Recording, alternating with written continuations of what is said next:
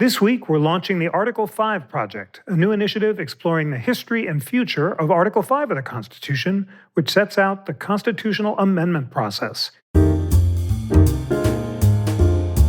Hello, friends. I'm Jeffrey Rosen, President and CEO of the National Constitution Center, and welcome to We the People, a weekly show of constitutional debate. The National Constitution Center is a nonpartisan nonprofit chartered by Congress to increase awareness and understanding of the Constitution among the American people.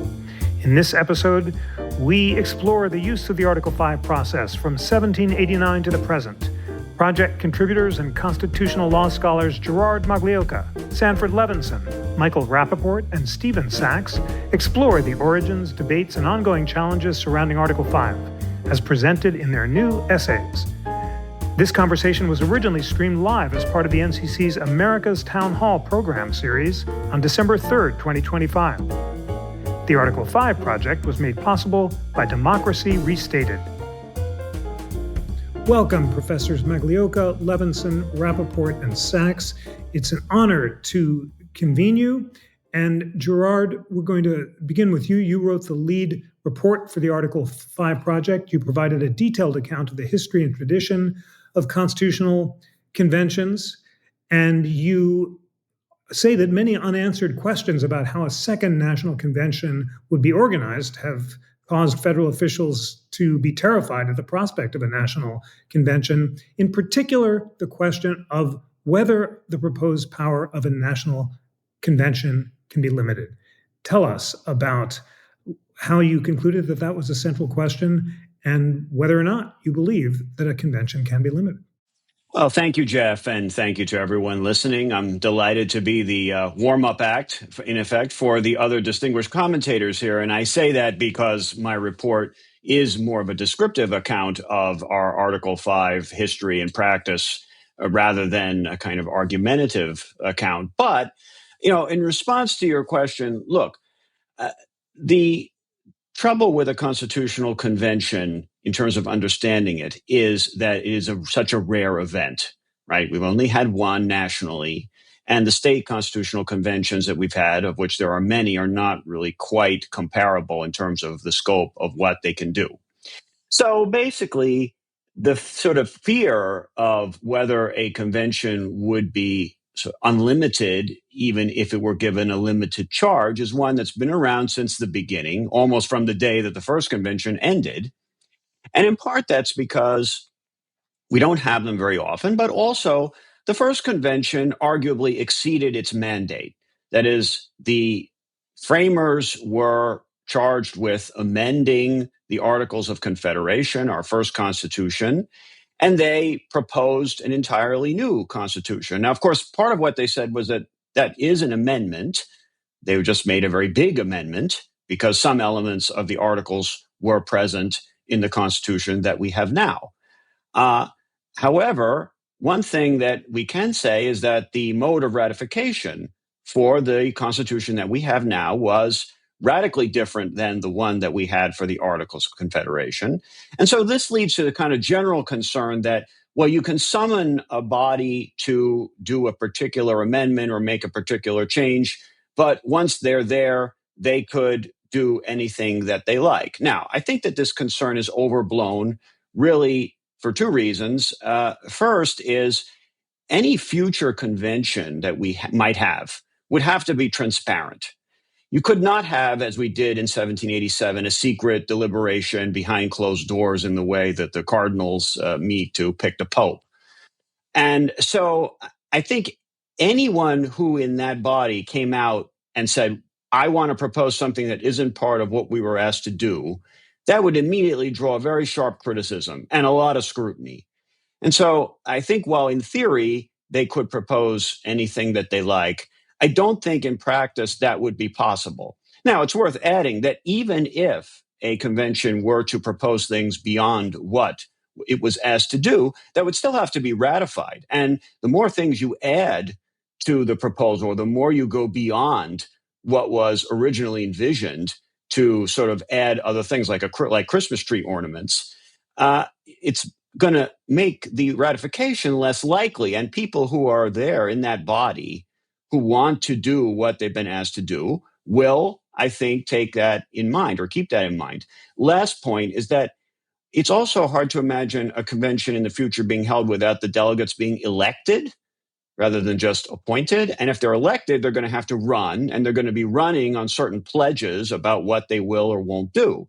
So again, for them to then turn around and go back on those pledges would be, I think, a practical impossibility. So the theoretical question of whether a convention can be limited is an interesting one, but the practical effect would be to say, or practical answer would be to say, it can be limited and it can be called for a particular purpose if it ever is done.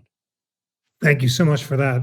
You give a fascinating history of conventions. You say they were invented in England during the Glorious Revolution of 1688, when the Lords and Commons drafted the English Bill of Rights. Since a meeting of Parliament couldn't occur without a monarch, they styled themselves a convention, which was the only one held in Britain. To what degree did the vision and authority of a convention shift in America with the shift of sovereignty from the king and parliament, as in the UK, to we the people, as in the United States?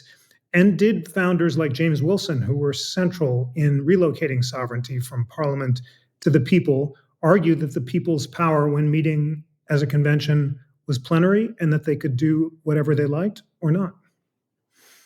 Right. So the key thing to note is that when the English used the convention mode during the Glorious Revolution, they deemed it a defective or kind of, we might call it interim kind of institution, because sovereignty could not reside in Parliament alone. Right? There had to be a king or a queen. So this convention was a bridge between that sort of uncertain or ambiguous situation to one in which there was a king, and then Parliament could then ratify what the convention had proposed. Now, Americans turned that upside down. They said instead that the convention was the highest legal authority. So it was legal, first of all, but it was also superior to elected institutions, say state legislatures or the national appointed Congress at the time. So now that was done partly because of the change in sovereignty, of course, the change from royal sovereignty or shared royal sovereignty to popular sovereignty.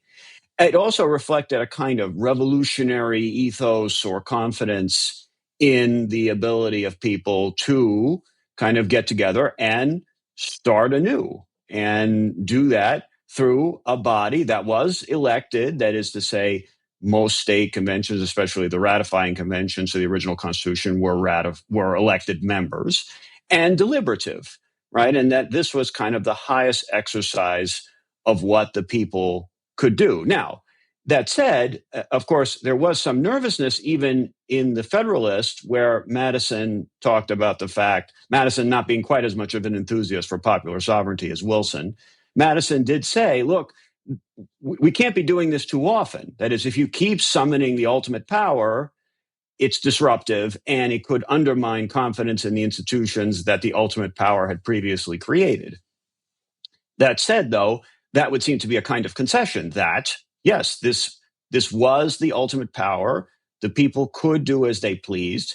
And that's a kind of notion of popular sovereignty that, of course, made more sense or had greater appeal in the immediate wake of the American Revolution, as people who've just watched Ken Burns's documentary would probably understand, but has in some sense faded over time because we are further and further away from those revolutionary times. And one more question on that. Akhil Amar famously argued long ago that because the power of amendment represented plenary popular sovereignty, it could be exercised outside of a convention process, including by a majority national vote. He's since rethought some of that claim, but is it right that Amar and others have argued that, taken to its logical conclusion, the plenary power to amend can be exercised by the people in ways that might go outside of Article 5? Yes, but probably that could only be true in a kind of revolutionary environment. And what I mean by that is that you can understand in certain political contexts the idea that one must adhere to prior institutional arrangements is weaker. And that was true for the framers when they looked at the Articles of Confederation, for example. And so I think in that circumstance, there's more room for innovation, right? Which could involve the use of some combination of Article 5 forms and something else, or a modification of some aspects of the Article 5 process. But I think the conditions, things would have to be in, there had to be a pretty strong view that that was required, right? Or that there was something very wrong with using the traditional form. And so without that kind of background, you would never get any legitimacy out of a kind of arrangement. In the same way that, look, a convention that proposes things that are very different than what it was asked to discuss would probably not have legitimacy for those proposals unless there was a strong sense of desperation. I mean, the original convention had George Washington and Benjamin Franklin in it, and they gave the proposals legitimacy because they had this revolutionary authority, right? There's nobody around now. I mean, I asked my students this semester when we were discussing this, name for me one person that everyone would trust to serve in a constitutional convention at the national level, and they couldn't think of anybody that would, appeal strongly to both sides of the political aisle. Okay, that wasn't true in 1787. It may not be true in some future time, but for now, I think we're definitely clearly within the Article 5 framework. Thank you very much for that and for your superb paper.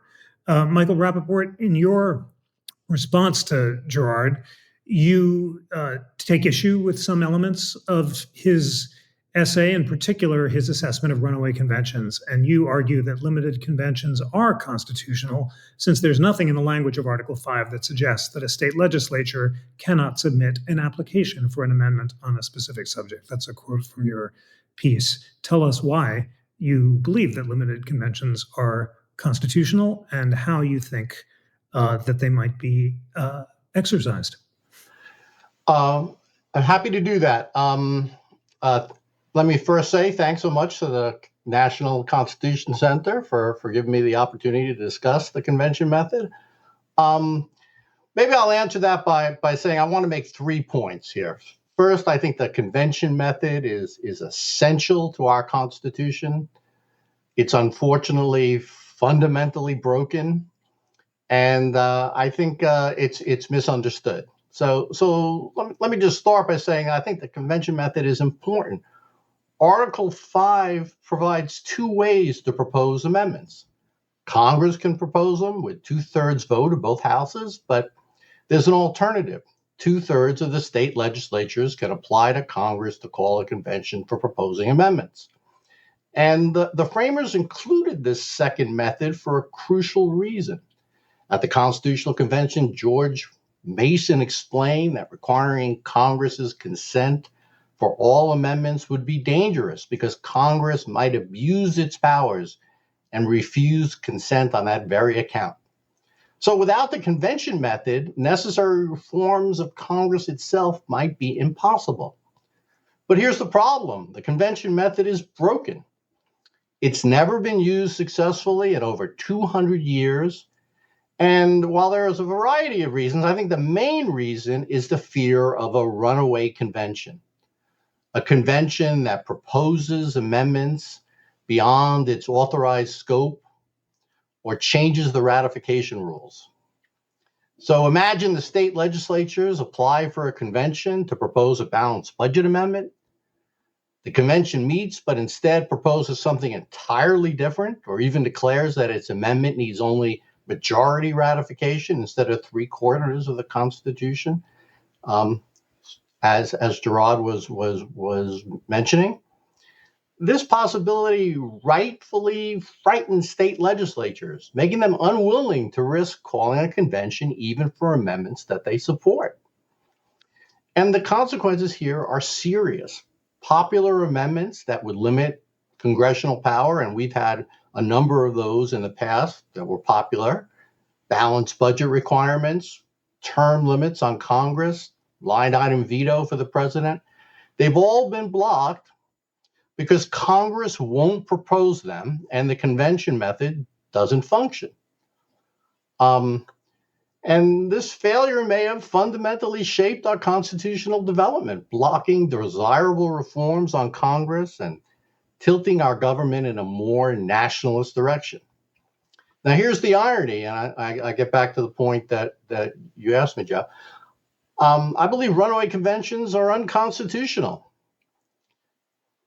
Thus, the state legislatures rightly fear something that it is illegal. In my view, the Constitution's original meaning clearly commits limited conventions. Why? Well, the text says Congress shall call a convention for proposing amendments. Is a limited convention a convention for proposing amendments? Of course it is. That's exactly what it does. It decides whether to propose an amendment. There's also historical evidence that supports this. There were limited conventions before the Philadelphia Convention, and the Georgia Constitution of 1777 explicitly authorized limited conventions. I'd even go further. The Constitution even permits conventions limited to deciding whether to propose a precisely worded amendment. Such conventions are still a convention for proposing an amendment. So I think runaway conventions should be null and void under the Constitution. If a convention exceeds its authority, its acts are ultra vires, and its proposals should be treated as legal nullities. Unfortunately, the courts or Congress might decide to treat the products of a runaway convention as valid. Thus, it's quite rational to fear such a convention despite its illegality. So, what's the solution? I propose passing a constitutional amendment that would replace the convention method.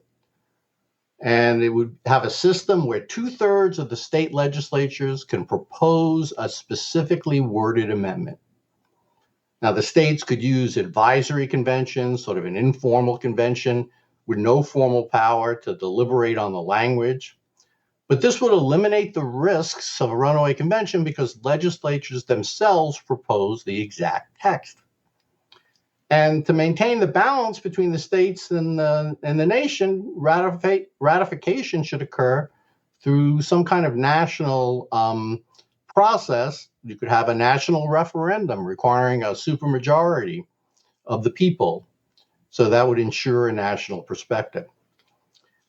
Can this reform happen? Well, it's definitely difficult. Congress is unlikely to propose it since it eliminates their veto. And we can't easily use the current convention method because of runaway fears.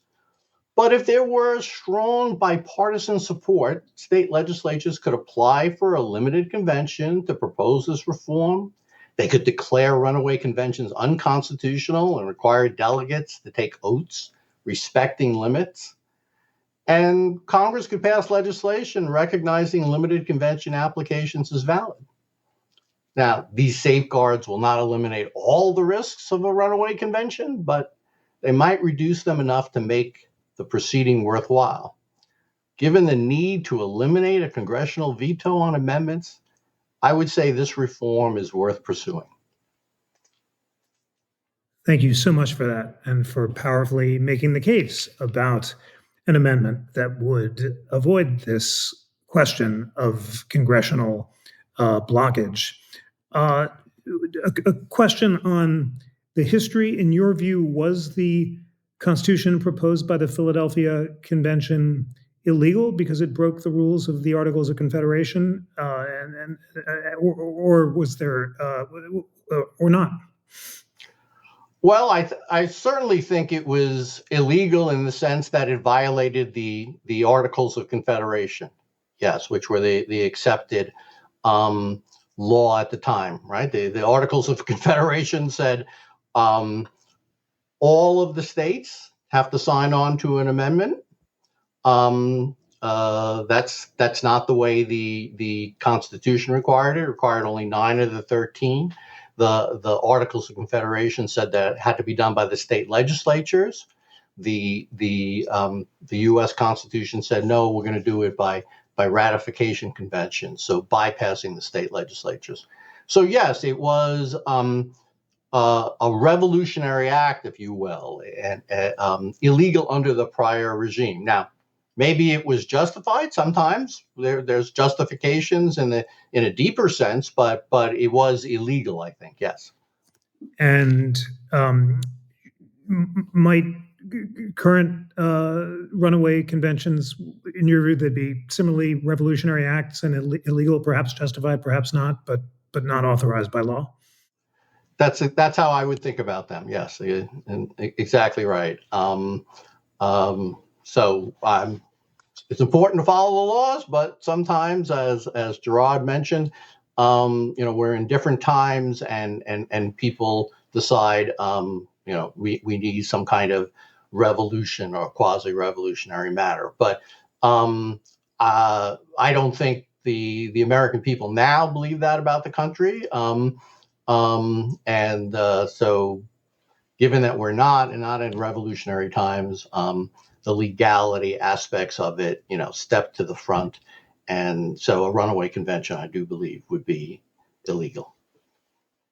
And your proposal of replacing the convention method with a process authorizing 2/3 of the state legislature to propose an amendment by agreeing on the exact language. Gerard makes the interesting point that we've had a version of that in practice with the 17th Amendment, when the threat that a bunch of states would call for a convention on the question of state legislator electing Congress people pressured Congress to act in order to head it off. In practice, if a whole bunch of states were able to essentially agree on the text of an amendment, might that be similarly motivating even without a formal amendment authorizing them to propose it?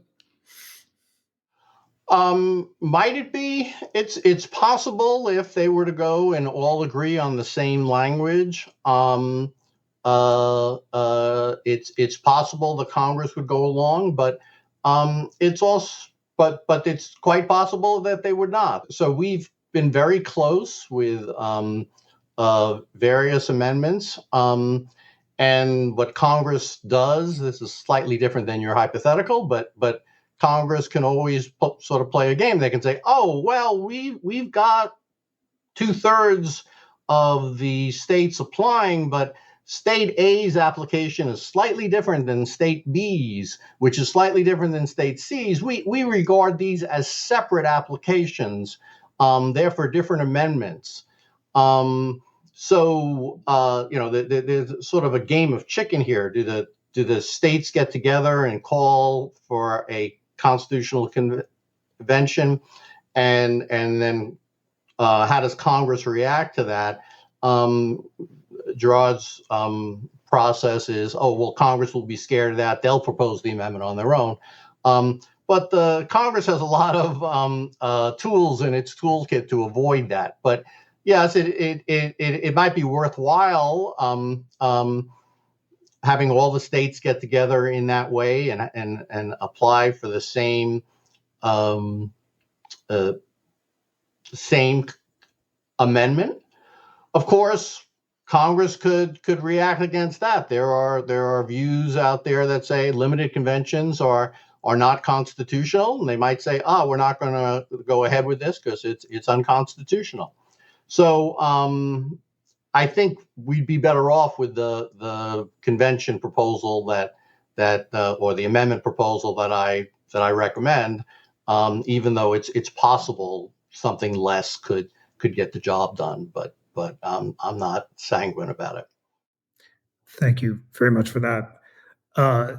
Stephen Sachs, you pick up on the question of differently worded state legislative petitions for limited conventions, and you point out that it's unclear how Congress should treat them, and there are a lot of puzzles that happen when you decide whether a petition is sufficiently equivalent in substance to be aggregated with others.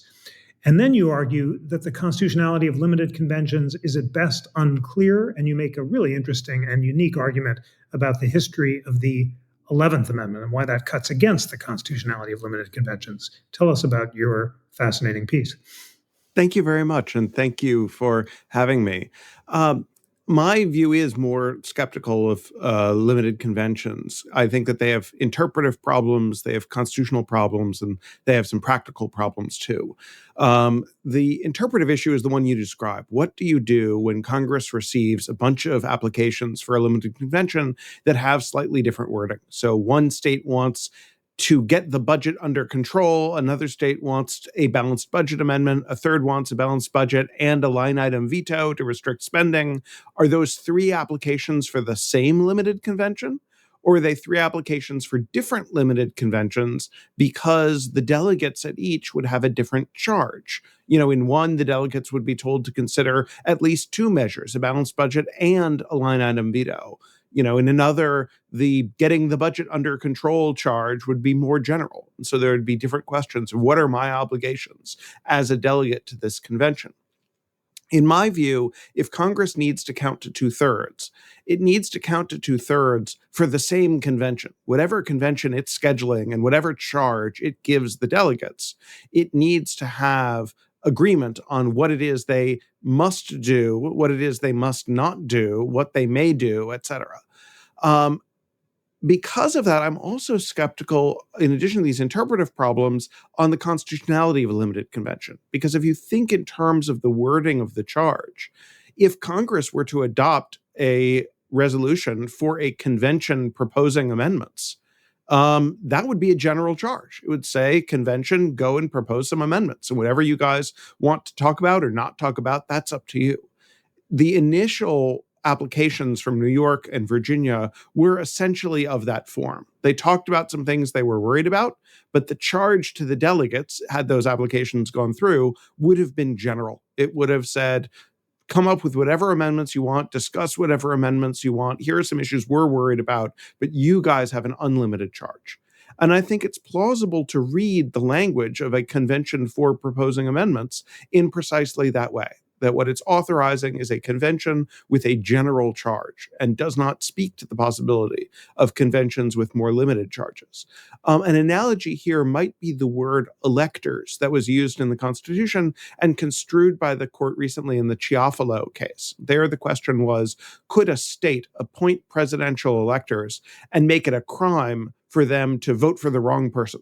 We're going to appoint you, but we're going to tell you who to vote for. Or does the word elector carry with it a general charge, vote for whoever you want, and we can't punish you afterwards any more than we could punish an individual who is an elector in a House election? One of the people who shows up and votes for the House of Representatives, the state can't say you voted for the wrong person. You're going to jail now. And so it just goes with the territory of being an elector that you get a general charge. And so the question is, do we read convention similarly to that? I think that the evidence on this is mixed. You definitely do have, as Professor Rappaport noted, some examples of limited conventions at the founding. Sometimes those were according to explicitly limited provisions. So when Georgia says it's okay to have a limited convention, do we read that as creating an exception to the norm, that if we just had general convention language, it would mean an unlimited convention? So we have to add explicit limitations to allow for a limited convention? Or does it just mean that, yeah, limited conventions are totally ordinary and some conventions are general and some are limited and so on? I think that the evidence of this is difficult to sort through. One piece of evidence I do talk about in the paper, as you note, is the 11th Amendment. So that was the amendment to take away the power that the Supreme Court has asserted in the Chisholm v. Georgia case of hearing private suits against states in state diversity cases by citizens of other states or by foreign citizens. And after the states began to be sued in the Supreme Court by private people, a number of states got very upset at this. Especially after the Supreme Court said that it was fine in Chisholm over Justice Iredell's dissent. And the states lobbied very hard to get a constitutional amendment to fix it. But what was interesting was, as far as I can tell, there were no calls for a convention to deal with that problem, and certainly not for a limited convention to deal with that problem. Now, that may have been because the states thought that they had the votes, that they didn't need anything so complicated. They were asking their representatives in Congress and their senators to propose an amendment that would construe the judicial power more narrowly. It's entirely possible that all that was going on there was a political judgment that we don't need this extra device. But if there ever were a time when you were going to ask for a limited convention to reduce the power of national institutions and to protect the powers of the states, I think that would be it. So my sense is that the best evidence is that the authority of Congress to propose and the authority of states to request a limited convention is at best unclear. And I think this feeds into the real practical problem, which is suppose that a convention does exceed its limit. It's told to pass a balanced budget amendment and it throws in a line item veto and it says very explicitly, we think these, two tastes that, taste great together. We think that they will help each other and we don't think we're violating our mandate. And so is the Supreme Court 10 years later, after 3/4 of the states have ratified, going to say, no, sorry, this thing that you all, agreed to is no longer, was never part of the Constitution? Well, maybe. If they go even further than that, I agree with Professor Magliocca's Christmas tree analogy, but we often see log rolling in Congress where you throw in as many Christmas tree ornaments as you can and get lots more support as a result. So it's entirely plausible to me as a political matter that once you have a convention up and running, the folks who are there might want to do all sorts of things, and they might actually be popular enough to be ratified by 3/4 of the states. And maybe that's a good thing and maybe it isn't. Remember that 3/4 of the states is not necessarily a majority of the people. Indeed, 59% of the people live in only the 12 largest states. So it's entirely possible that you really could have a runaway convention that would do things that would get 3/4 votes, but maybe not be the sort of thing that a national institution would have approved in advance. And so that's why I agree with Professor Rappaport that it would be nice to pass a real constitutional amendment that would settle some of these things. In my view, it probably should not get Congress out of the picture fully and should preserve some of that balance. Absolutely fascinating. I want to pick up on your suggestion about the history of the 11th Amendment and how it suggests that even those who question the robust vision of national popular sovereignty embraced by Justice Wilson in the Chisholm case were reluctant to suggest that a power of a convention could be limited.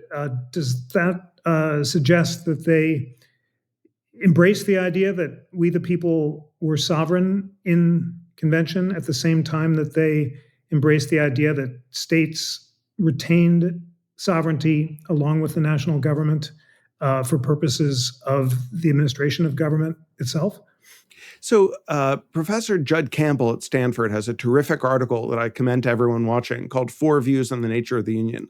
And it goes through the different visions of sovereignty that different founders had. So some, such as Wilson, were very nationalist. Their view was the Constitution was an act by the entire national people. Indeed, even the Declaration of Independence might have been an act by the entire national people, even though it wasn't voted on, and that there was a single country, a we the people of everyone. And so the states had some reserve sovereignty for their, topics, but really there was a national people that was doing all the work. Then you had folks like Jefferson, who were all the way on the other side of the spectrum, and they would say, no, the states are sovereign. And the federal government is sort of a creature of the states. Whatever powers it has are lent to it by the states and could potentially be taken back.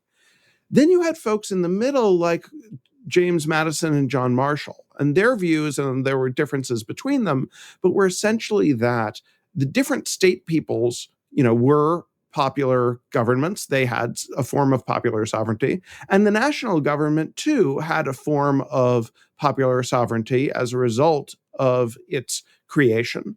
And this was, Madison's argument that this is a composite republic. It's partly federal and partly national. And it's just a hybrid mix. And we can't say that sort of one people is always the one acting. Sometimes it's the people of the state of Massachusetts. Sometimes it's the people of the entire United States. And it just depends how these two bodies have allocated their sovereignty in the Constitution.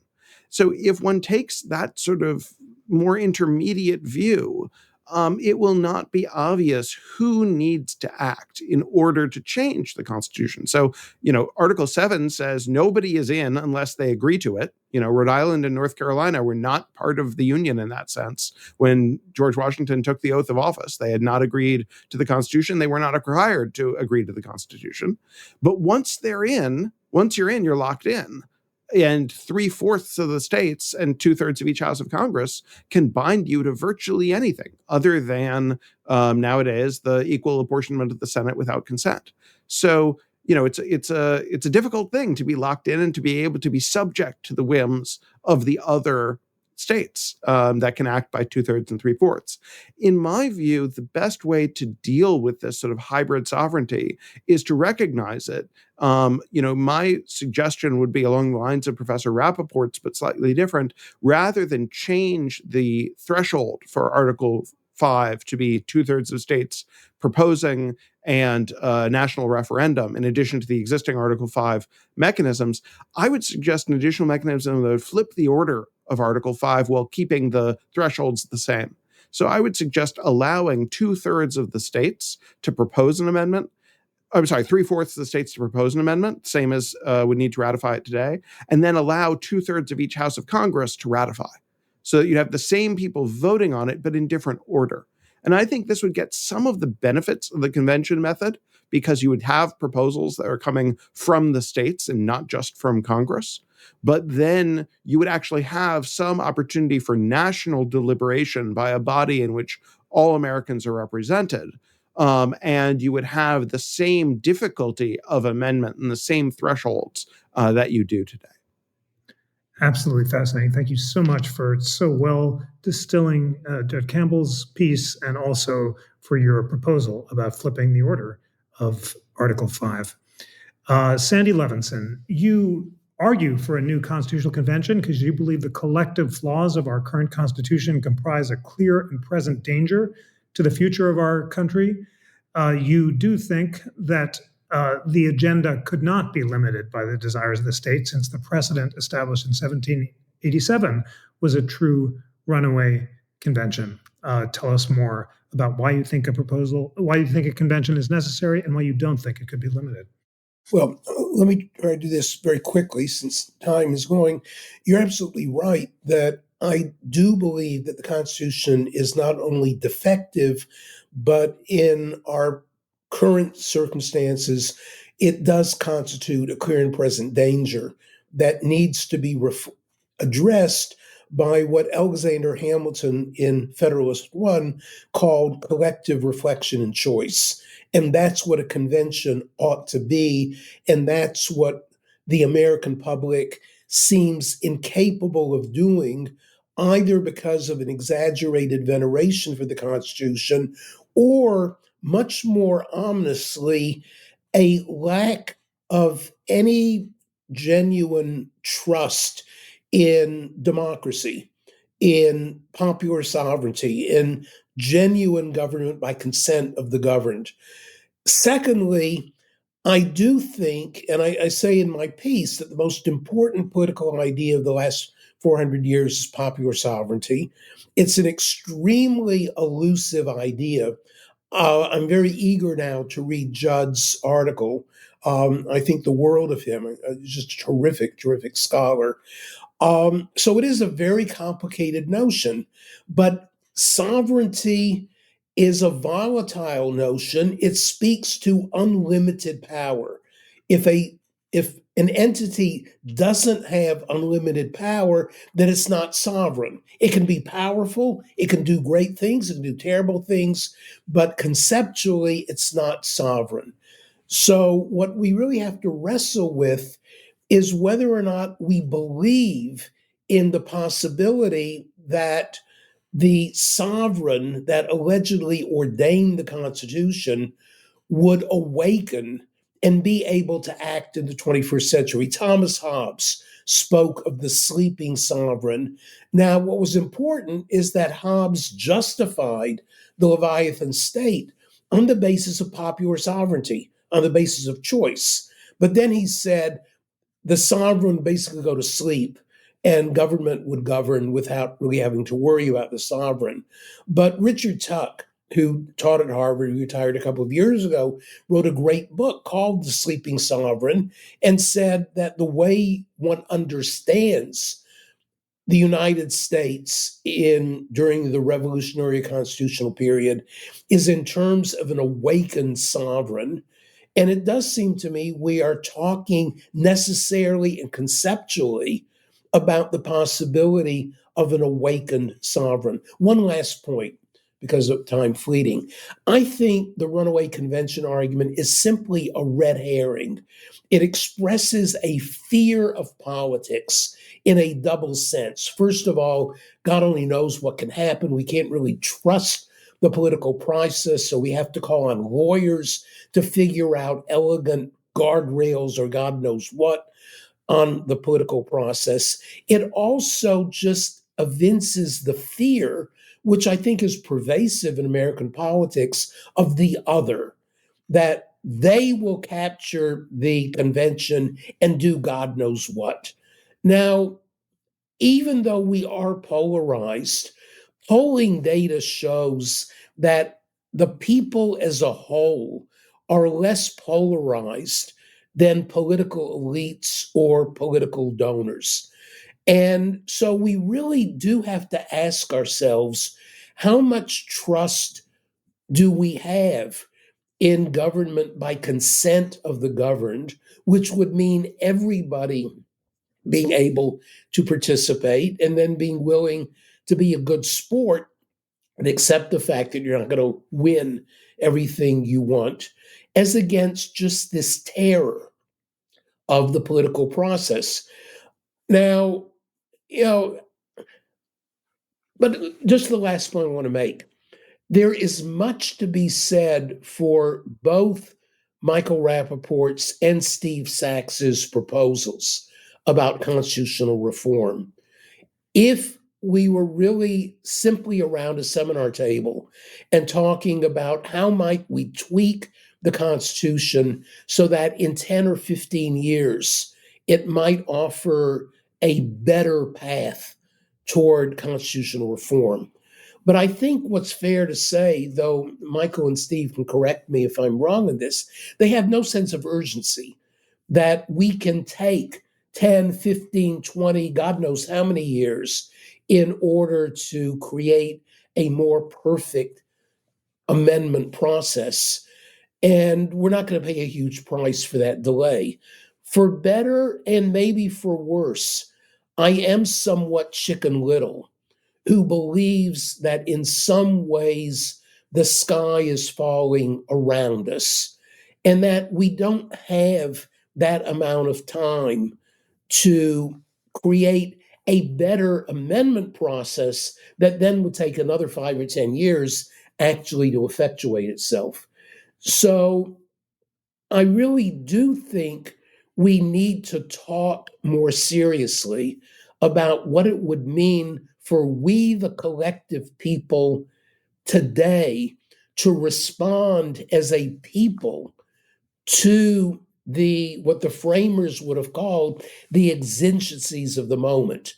And what is great about the framers is not the Constitution they designed, which they did not expect to last for 240 years in such an unamended state, but their audacity in responding to the challenges of the moment and really not paying much attention to legal niceties. The single most important of the 85 Federalist essays, I believe, is Federalist 40, written surprisingly enough by Madison, because what it says is, look, our challenge was to respond to the exigencies and not to listen, and I'm using my language rather than Madison's, but it isn't that far, not to respond to legal pettifoggers. who were trying to create barriers to our effective response to the exigencies. And Madison was right. But then the problem, as Gerard really does point out, is that we don't have George Washington's, Benjamin Franklin's, Alexander Hamilton's, Madison's, etc. And I don't have an answer to that problem. We may just be too divided and too without any sense of trust in leading figures to imagine a constitution. So the very last thing I said, and we'll stop, is that I would select the delegates by a random process. I think elections would be an utter disaster, given the role that money plays and the role that single issue voters could play. But you captured my basic views quite correctly. Thank you so much for sharing them so well. Well, we have just 10 minutes left, and why don't we have some closing thoughts? You've all heard each other. This has been a superb discussion.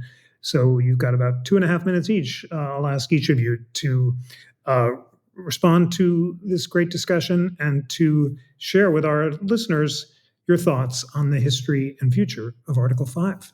Gerard. Well, thanks, Jeff, and thanks to everyone. So, a couple of thoughts. One is that there was an effort in the 1970s in Congress to pass a statute that would create a framework for any future Article 5 convention. It passed the Senate. It didn't make it through the House. It's a very interesting bill to look at as to how they tried to grapple with some of the problems that have been identified, wording of the petitions, the problem of an unlimited convention. Their solution in that particular statute was to make all the delegates swear an oath that they would not propose things that were not part of the request in the petitions. Now, that isn't quite saying they couldn't do it, but it was a way of trying to admonish them not to do it and make them feel guilty, I guess, if they were to go ahead and go beyond what was suggested. So we might want to think about revisiting that, because that's only a statute, right? Easier to do than an Article 5 proposal, and would at least prompt some debate on the questions that this town hall's been talking about. I would say also that, look, petitions by the states are a live thing. They're going on as we speak. Earlier this year, my home state of Indiana petitioned for a convention about an amendment to limit the terms of members of Congress. So it is, even if you don't actually get a convention or get a number of states to ask for one close to the magic number required, it's still an interesting kind of barometer of public opinion, right? What are people interested in? What are people angry about? And you can see that through the history of the Article 5 process in looking at the various petitions that have been made and are being made now by different states. So we might still get to a point where you would have at least the sort of sense of a consensus about something, limited as it may be, that could in fact surmount some of the problems that Sandy pointed out. Thank you very much for that, Michael Rappaport. So I guess I have two basic points. First, I think if we're calling for action now, I'd like to see the states sort of informally get together and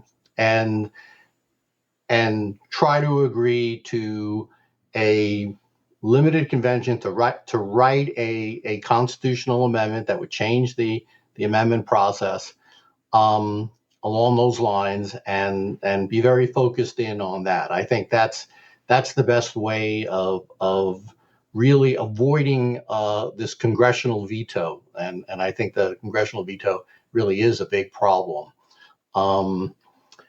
But I can't resist, to get to my second point, sort of pointing out some differences between Professor Levinson and myself about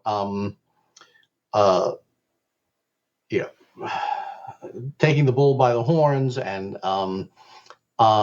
going ahead. I mean, you really need to believe two things in order to say yes, we ought to junk our Constitution and try for something else. First, you've got to believe that things are really bad now. Um, and we can all point out problems with our country, but especially if you look at us on the world stage, there's problems in lots of countries. I see our situation as half full rather than half empty.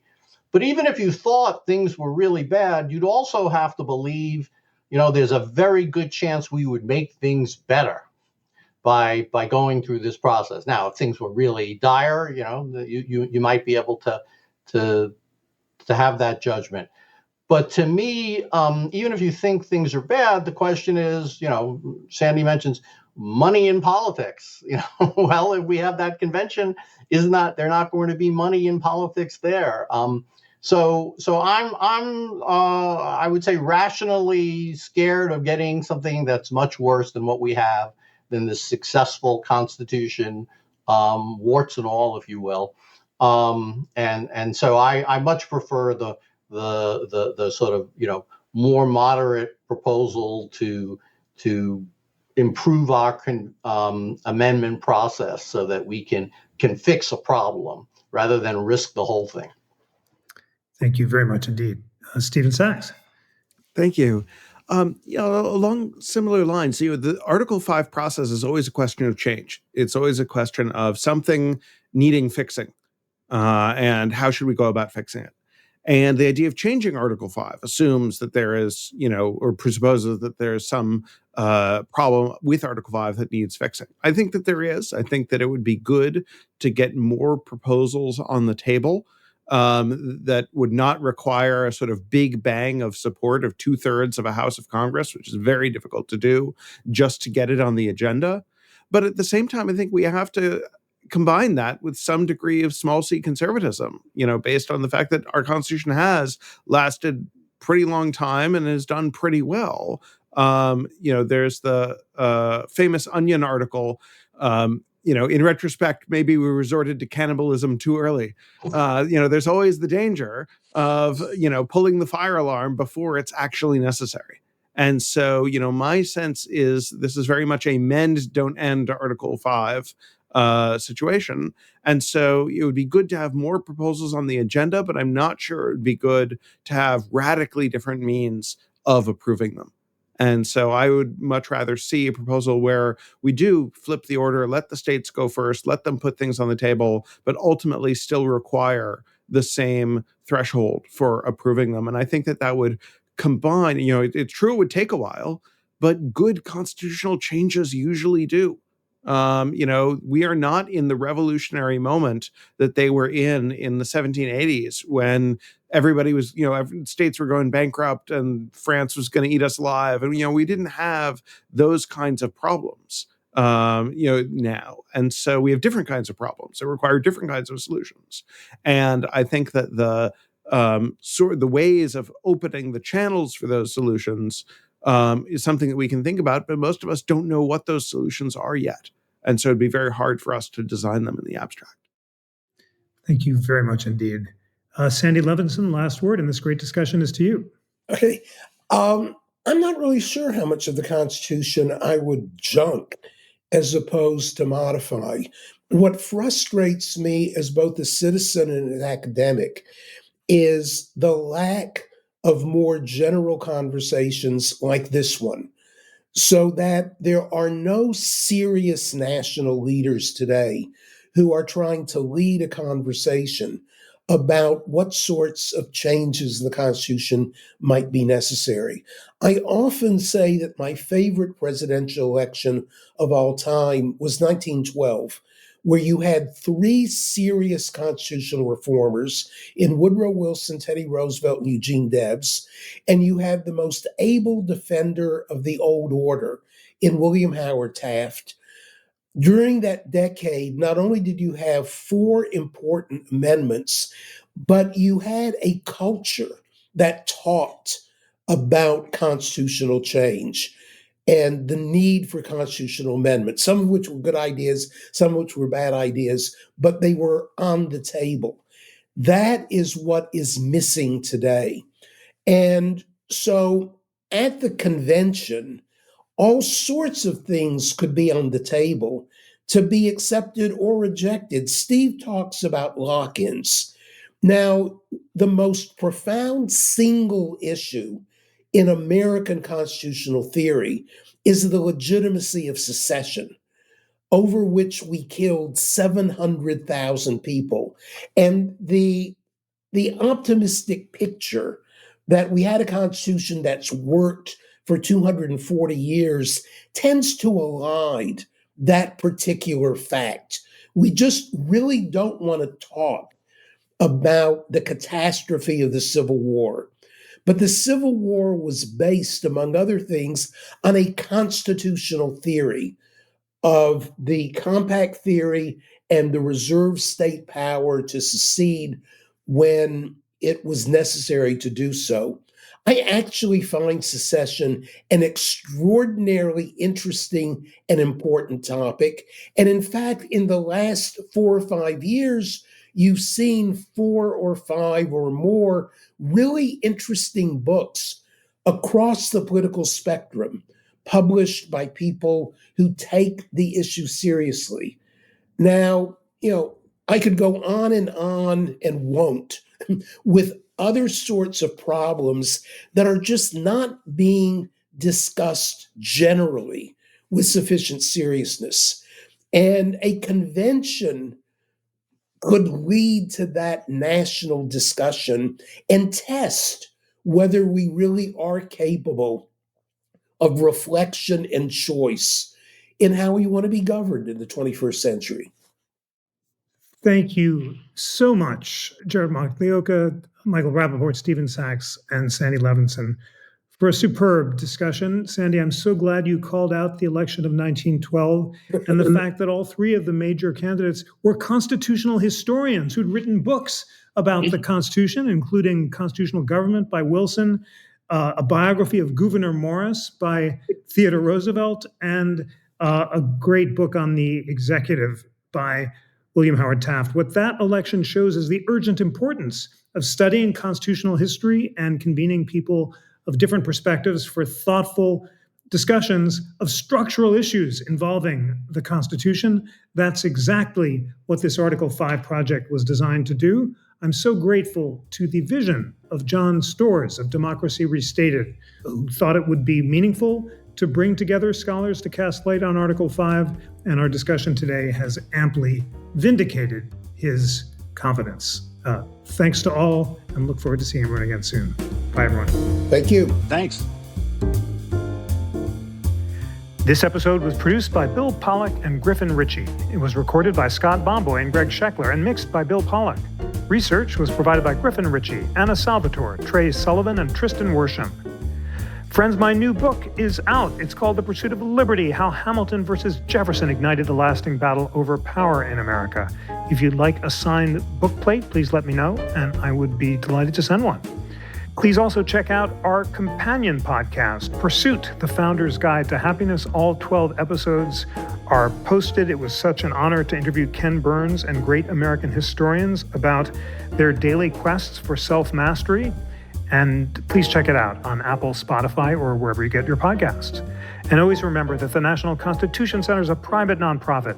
We rely on your generosity, passion, and engagement for all our programming. Please consider donating at constitutioncenter.org/donate. On behalf of the National Constitution Center, I'm Jeffrey Rosen.